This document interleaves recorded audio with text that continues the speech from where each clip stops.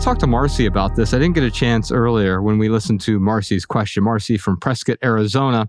And so for today's Talk Aboutable segment, I have a tweet thread from our good friend, Dr. Nicole LaPera. She's at the Holistic Psych on Twitter. And this is a Twitter thread from her, a tweet storm, one might call it. And here's what she had to say, and I'd love to unpack this together. You're slowly leaving survival mode. Here's what to expect. We enter survival mode for many reasons. We're overworked, exhausted, unable to cope, and disconnected from our own bodies. So we go through life on autopilot. Inevitably, one day we hit an emotional rock bottom, a point where we just can't go on anymore with life as we know it. This is the beginning of leaving survival mode. We start to wake up. We look at our relationships, who we spend time with, our work and how it impacts ourselves and the world, what we want in our life, our true values, how our childhood impacts who we are today. At first, it's overwhelming. I know I sobbed on my kitchen floor many times. We start to practice self-care, establish routines, and sometimes, for the first time in our lives, we set boundaries. Oh, love that. Suddenly, we don't fit into society. The dysfunction has become crystal clear, and we're no longer willing to participate. Our confidence builds. We restore our self-trust. Relationships start to shift. Some relationships end. We're making space. We're making room for new people and new experiences in our lives. Sounds like she's talking about minimalism. Our nervous system is adapting. Our thought patterns are shifting. We have glimmers of hope, of belonging, and of connection. Sometimes for the first time in decades.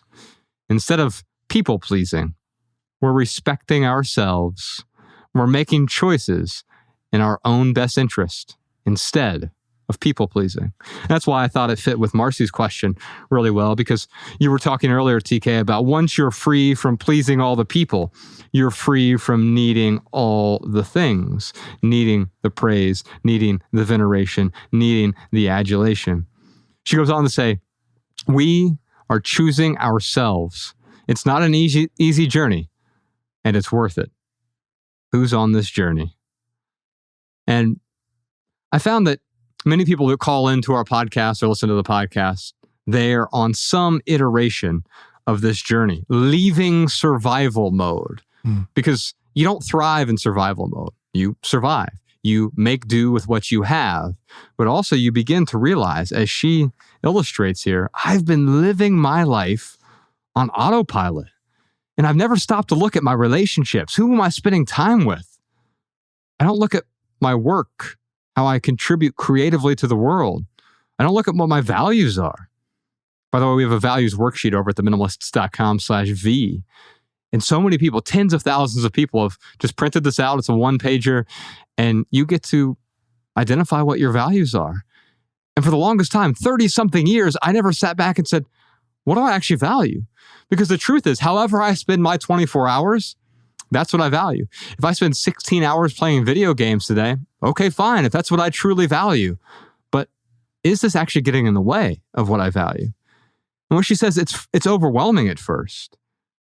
But then we start to practice self-care, establish routines, and sometimes for the first time in our lives, we've never set a boundary. And no, of course, when you start to withdraw from the normal template of society, you may not fit in as well. But I don't value fitting in anymore either. Yeah. I used to value fitting in. There's this line in American Psycho, the film, and also the book, but where he takes his headphones off, Patrick Bateman does, and his wife's like, what do you actually want? He just looks at her and he goes, I want to fit in. What a terrible, terrible value to have. Because what do you get out of that? Okay, so you fit in, so what?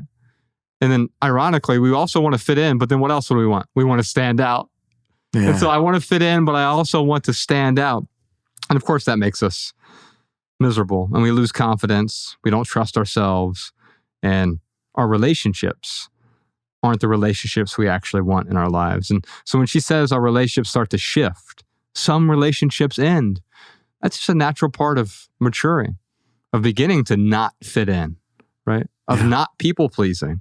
That's why I thought it was so perfect for Marcy's question, because when she says, well, instead of people pleasing, we respect ourselves. Because people pleasing at your own expense means you're not respecting yourself. Yeah. Fitting in. Imagine if I'm standing outside, I'm waiting for a ride, and a random car pulls up, and the passenger door swings open, and someone from inside the car says, "Hop in." And I look in the car to see if I recognize anybody, and I see like 10 people packed into this car. And I look confused, and the person says, "Hop in, fit in." My question's going to be, who the hell are you, and where are you going? What am I fitting into? We strive so hard to fit in, but what group are you trying to fit into? Who the hell are these people, and where are they going to take you? Fitting in is not an intrinsic good. Are you fitting into a prison? Or are you trying to fight your way into a paradise? What are you fitting into? And what is that going to do to your life? But one of the hardest things about life, man, is sometimes our hero's journey leads us through places and spaces that simply require us to be a loser or an irresponsible person or an immature person in the eyes of other people. Because there are so many unquestioned cultural orthodoxies, stories we tell ourselves about what we have to do, what we have to participate in, games that we have to play in order to not be destroyed, in order to not burn bridges. Well, everybody participates in the gift grab. Everybody plays golf with the CEO. Everybody gives up their weekends for this or that. And who wants to be abnormal in the eyes of those people? But the question you got to ask yourself is, do you want to spend your life chasing around concepts of happiness and success that you don't even believe in? Do you want to spend all of your energy being normal in the eyes of people that never seem free to you? Or do you want to be free according to what you think, what you feel, and what you believe? You know, you said a little bit ago how whatever you choose to do with your time, that's what you value. And so if you spend all your day playing video games, that's what you value. I think one layer to that is it's either what we value, or it might be a case of mimetic desire, or it might be a case that I have internalized a certain set of cultural values that I've never questioned, and I'm chasing after ideals and values that I never stopped to consider. That's right. You know?